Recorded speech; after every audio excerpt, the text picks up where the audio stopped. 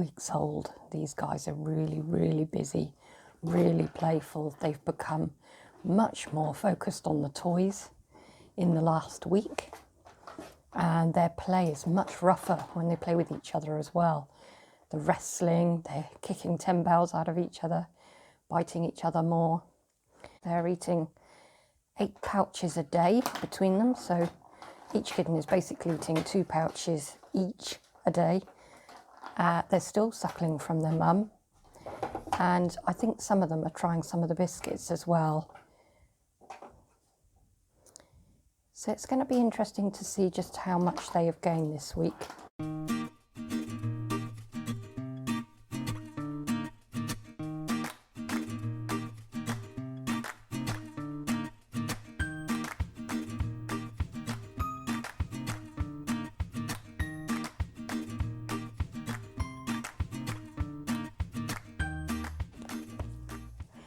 Okay, so these boys are still gaining weight really, really well.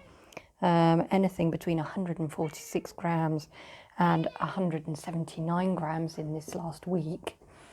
And Mr. Purple, although he's still the smallest, he's actually doing really well. He did struggle a little bit as a newborn kitten, and he did lose a good bit of weight. And although he appeared to only be about 20 grams lighter than the others at that time, that was actually about 20% of his body weight, to be honest.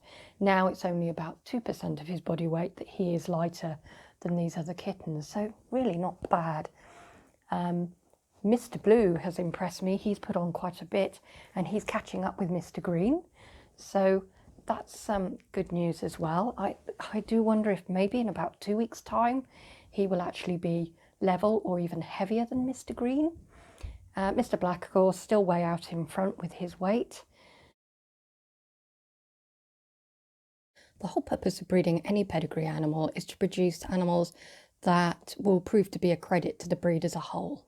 As such, any breeder worth their salt will try to produce animals that match the breed standard as closely as possible. All breeds have a set standard, some going back decades, even centuries for some animals, such as dogs and horses. The breed standard sets out how the breed should look and covers everything from body size, colour, tail length, even the size and placement of ears and eyes. It also covers things which are unacceptable, and these are known as withholding faults, and they can be anything from skeletal problems such as a kinked tail to aesthetic issues such as a white spot of fur where it shouldn't be. Now, it can take many years for a breeder to develop the eye, which will allow you to just look at a kitten and know immediately whether that kitten is worthy of being able to be shown and bred, or whether that kitten is just really a pet quality kitten.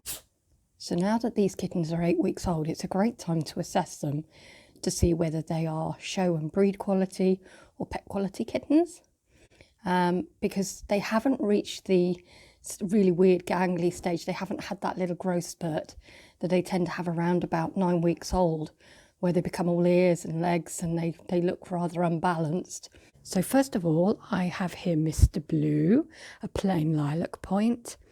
Lovely, lovely temperament and character. He really is quite smashing, very purry. He's quite nicely made, but for me, his head shape is just not right.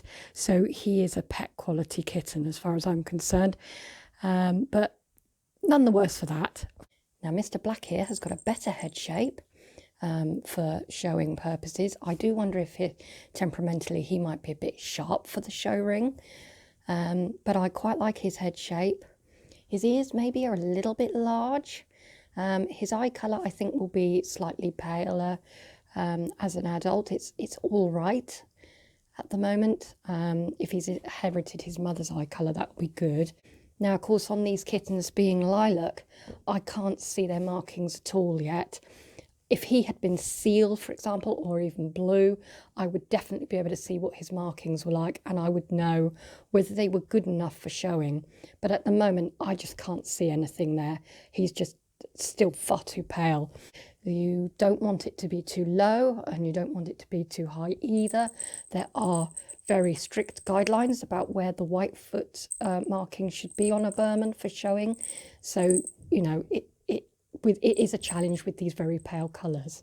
Mr. Purple here is a different kettle of fish. I never really thought a lot of him when he was younger, but as he's got older and now that he's 8 weeks old and you're starting to see more of the finished article, he's actually looking quite nice. I quite like his face. His eyes are a good distance apart. He's got good distance between those ears, and those ears are quite small, which I prefer. It looks like he's going to have a longer coat too, not plush like his dad, which I quite like the slightly longer, silkier coat. It's very easy to maintain. But again, as you can see, absolutely no markings available to see on this kitten whatsoever. So he could have very little markings, or he could have markings up around his elbows. I just can't see at the moment. But at the moment, he is a possibility. This is Mr. Green. Now for me, Mr. Green is the kitten that I've always had my eye on. I quite like his temperament. It's not challenging and he's fairly adventurous. He has the sort of head shape and things that I look for. I also quite like the fact that his nose is slightly Roman in shape. Not everybody likes that, but I do. His chin could be stronger, but it's acceptable. But he also has quite a good, well-balanced body. It's chunky. His legs are quite good for bone, and his tail is of a good length in comparison to the rest of his body. You like to see it get to the shoulder. His ears are a good size. They're well placed on the sides of his head, and he's got a good gap between them. His eyes, they're almost round, which is what you want to see on a Birman. The eye colour doesn't look too bad. I don't think it's going to be a really deep blue colour, which of course is the ideal. Again, markings wise, I just can't see anything. He's just so pale. So, you know, I'd have to wait and see whether they were good for showing or not, and then make a decision based on that when the time came.